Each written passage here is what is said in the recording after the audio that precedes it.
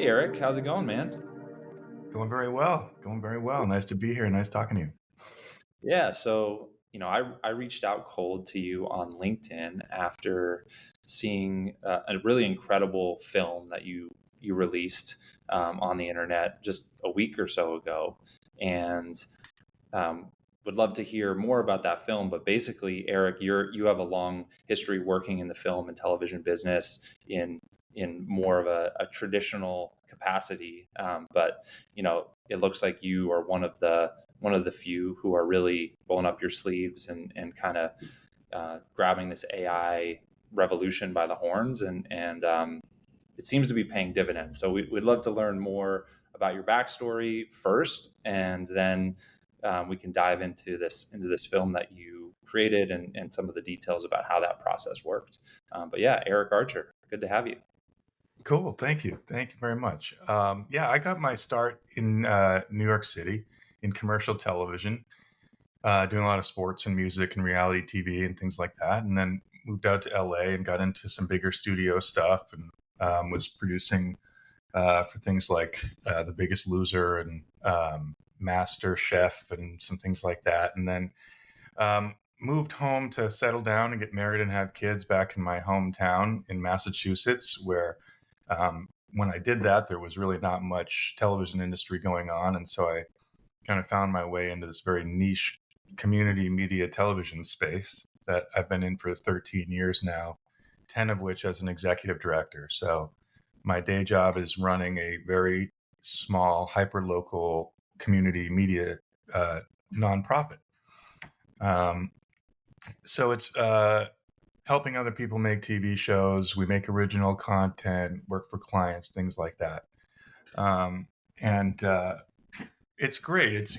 I think what applies is that it's got a very sort of like, you know, DIY kind of attitude, very roll up your sleeves kind of attitude, Yep. not a lot of resources. And yet we make great TV. We have a couple great series that people can check out if they care to, that are sort of historical doc style. Um, and so I really enjoy it. And, got very excited about AI in early 23, like a lot of people, when ChatGPT and Midjourney came out. Um, I've said before, like the written word and visual images are the elements that we use. And when both of those got supercharged by AI, it was very exciting to me. And I think early on, excuse me, sorry, early on, I could kind of see what I could do. I just saw it how I would use it. And then fortunately, I had the kind of kick in the ass to make it when I got this great fellowship opportunity at the AI Exchange. And, you know, I had to propose a project, and it was actually my second proposal.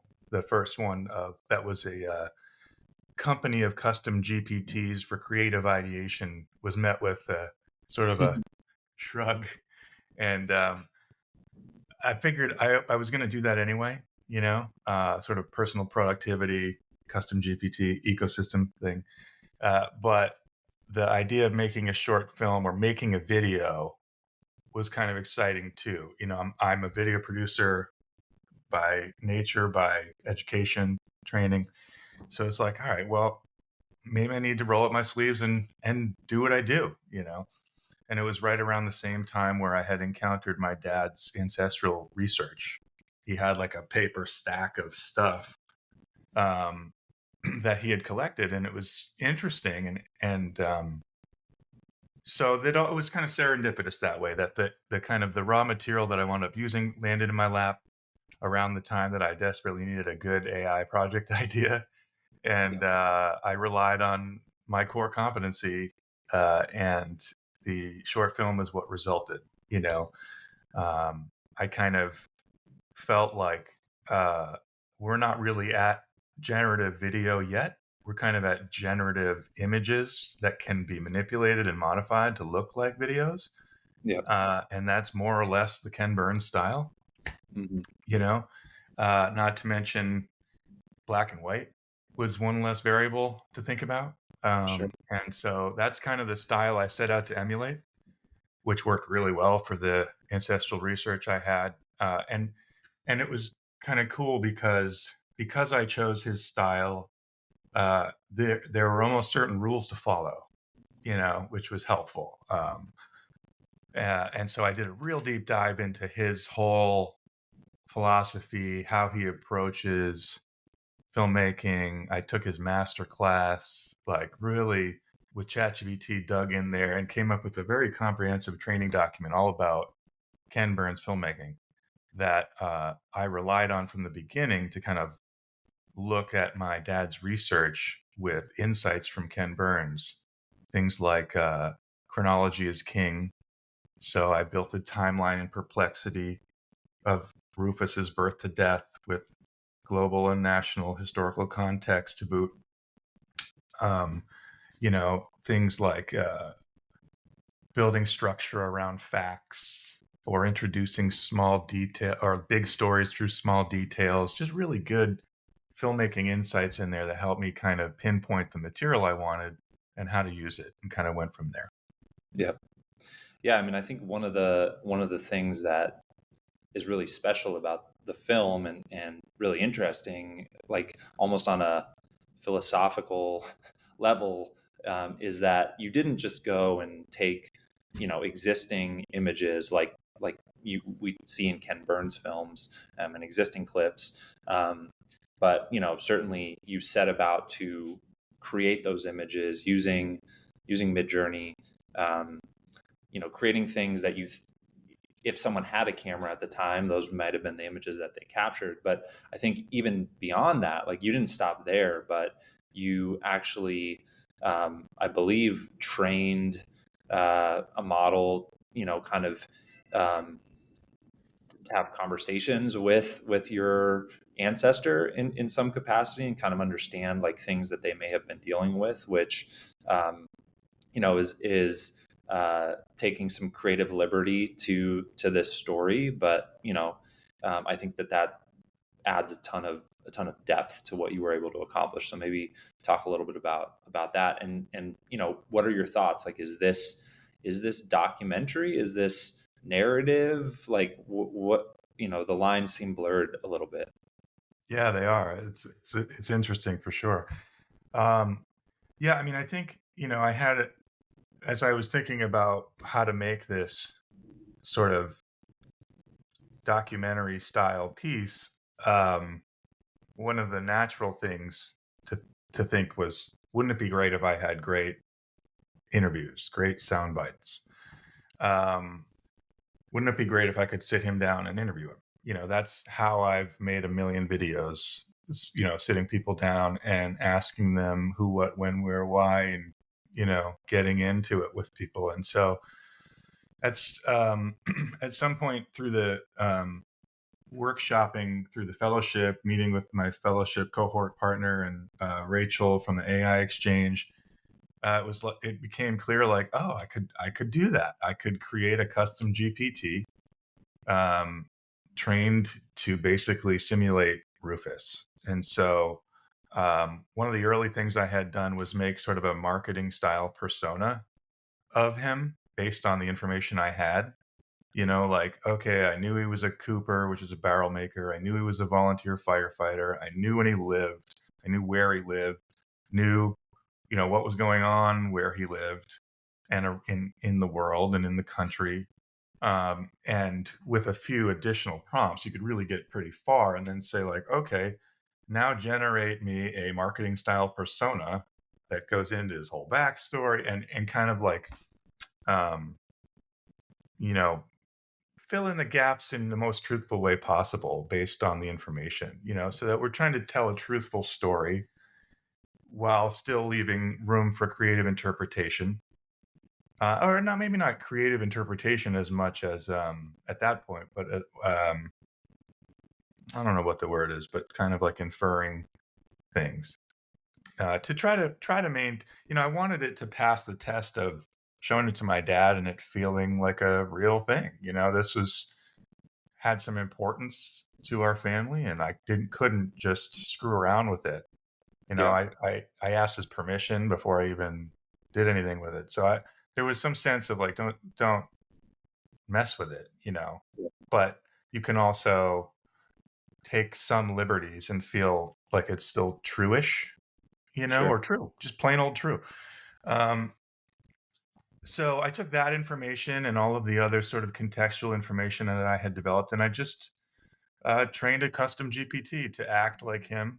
And someone asked me recently if I would do it again that way versus just try to kind of get the same stuff out of ChatGPT in general. And I think that I would, even though maybe I would ultimately get similar things back. I think that is kind of that personal touch that might just separate it out and make it feel slightly more real than if I just asked ChatGPT to just act as Rufus and write this stuff. Maybe it would have been the same, but for me, that exchange was just a kind of like a layer of humanity or something. Yeah. Yeah. I mean, um, I think that the timing of this interview is impeccable because right after you and the timing of your post, to be honest, because right after you posted the film, OpenAI made some announcements of their text to video model, which is like it. I think it really does get to that place of AI video, not just AI images that are you know moving a little bit, but it's more like full bore video. But I actually think um, the really useful aspects of that model will not be. I mean, maybe for advertising and for some things like ads on Facebook. Yeah, maybe you just need a simple prompt, and you'll take like a good enough video, and you'll throw some text on it and see what happens. But I think that with all the hard work that you put into this, like V1 maybe of your film, if you think about, okay, every few months we're seeing more technology that can actually be, you can start to feed some of the same core research and work in, and maybe get closer and closer to actually having a real film of this person where you obviously like had, I think, one or maybe a couple images of this ancestor, and so you were able to have that person appear in your images. But maybe in the future that person is actually there making a barrel with Rufus is making the barrel with his real face. It's like actually him. You hear the anvils, in the background as people are working on the metal.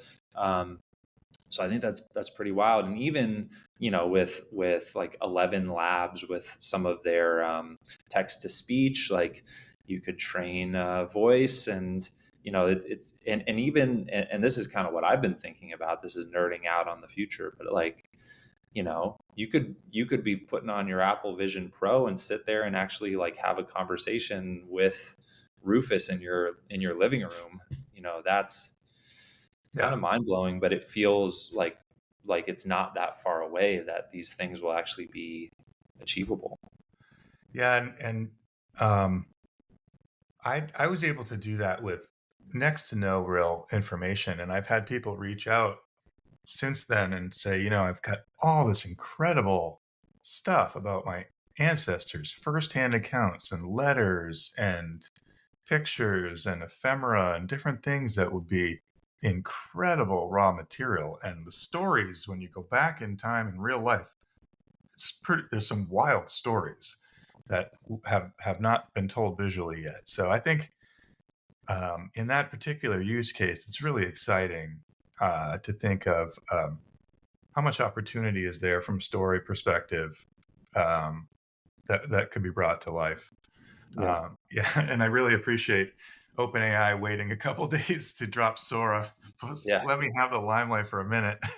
Yeah. You would have been competing with woolly mammoths I walking through know, I snow. know. Check out this black and white thing over here. Yeah. No, but I think we talked a little bit about this before hitting the record button, but it really feels like we're at this moment in time, and I think the moment is going to be compressed, but similar to, the 90s, when people said, hey, this internet thing is like probably worth paying attention to. And I think the world just moved a little bit slower, and the tech was Yeah. moving slower at that point. And so, but like people, there were big winners and there were big losers from people who didn't react. And I feel like we're at this moment where, folks like yourself, like for me, it's people from the startup universe, but I think similarly, like people who are used to working with, scarce resources and being scrappy, and like figuring things out of necessity. But those who roll up their sleeves and actually dive into this new tech and kind of keep following along as the tech comes out, are going to be light years ahead of the people who decide to just kind of sit on their laurels and say, oh yeah, I'm going to watch from a distance. Like it's gonna bite them in the ass if they Yeah. if you don't at least try to understand this stuff. And I think Sora is really, in the video space, an example of like, wow, this is not it's not something you can ignore. And we're only, really like a year or two into like the generative AI mainstream revolution. Yeah. We've got a long time to go. I know. Things are going to get crazy. I know. I was just having a conversation with a producer here this morning about, okay, well, let's do a let's look 5 years out, you know? And the look when you say that to someone about this stuff is like, you just can't. It's so crazy what Sora seems to be able to do. To think, okay, well, ChatGPT's average writing ability is going to get way better. They're going to have every storytelling framework understood. They're going to be trained on all the best stories. And then anyone can make anything cinema quality. And that crappy sound effects tool now sounds like Dolby 5.1 or whatever. Like, Yeah. I mean, that is not far away where you could just prompt a film. I've started, like, just this morning, I found myself calculating, like, I wonder how many shots are in a movie, because I could, because then it's like, okay, well, how long would it take me to generate each shot? And then I Yeah. just need to line up those shots. And then, like, it Yeah. becomes just a process that you break down. And if you want to Yeah. make a movie, you can. Yeah. And I Um, think there's talking about how uh, Sora and similar tech will be used. I think I really don't think that the most interesting use cases, at least at first, will be like writing a sentence and getting the perfect prompt, but it's actually going to be sitting there and saying like, I have this simple video of, maybe it's if you set up your camera and you act it out, and then you do the video plus a prompt, and instead of you, now it's, King Arthur who's pulling the sword out of the yeah, stone or something like that. Like that, it'll work that way. But then also thinking about in the production process, for a feature length film or any film. But if you think about how much time and money goes into all the shots that never are used, the and being able to sit there basically like in the editing room, like cut out all the other stuff, and you're just in the editing room, and you're like, hey, we didn't get that shot that we needed. And you're able to, like, without reassembling the cast and crew and everyone, yeah, you can just make that shot manifest itself. yeah, um, I think it's and it starts with having an approach that's like a good enough approach, saying, hey, I'm not going to shoot for, making an alternative to, the mainstream, but it's like saying, what's something that's low enough hanging fruit that it's okay if there's some of the details are off. right. um, and then keep charting that path forward. Yeah, yeah. I mean, I think, I'm fortunate that I work in a space where there's a lot of use cases uh, that I can kind of work on, that don't have a lot of the risk that some of my friends at bigger companies deal with, where it's like, whether it's bureaucratic red tape about using AI tools because of the data involved or whatever, or the, brand's IP or whatever. People, like, we're a Yeah. small company and we create videos for a living. So like we're going as fast as we can. And in that space where there is no risky data and it's all creative interpretation, like, go nuts, so Yeah. um Yeah. so that's been kind of a happy accident that we've just been able to take it and run with it, you know because, as with my nonprofit hat on, it's just a resource gain like we haven't seen in a long time. Yeah. Yeah. I mean, massively, you know, massive capabilities with minimal Yeah, costs. yeah. Pull out the credit card and pay $100 a month in subscriptions, and you're like got Oh all my the god. best in class software that anyone else has. Yeah, it's crazy. I mean, I haven't even taken the time to go back and to do the actual budget for my project because it was just such incidental money. Yeah. You know, it was a couple $100 and $20 a month things I'll cancel if I, like it's insane. I was watching TV the other day and looking at all the ads and just looking at each individual shot, going, I could make that, I could make that, I could make that, I could make. Hmm. Um, Yeah, I think what you said about the folks that come in with a huge amount of red tape are going to be the ones that get like stuck in the mud here.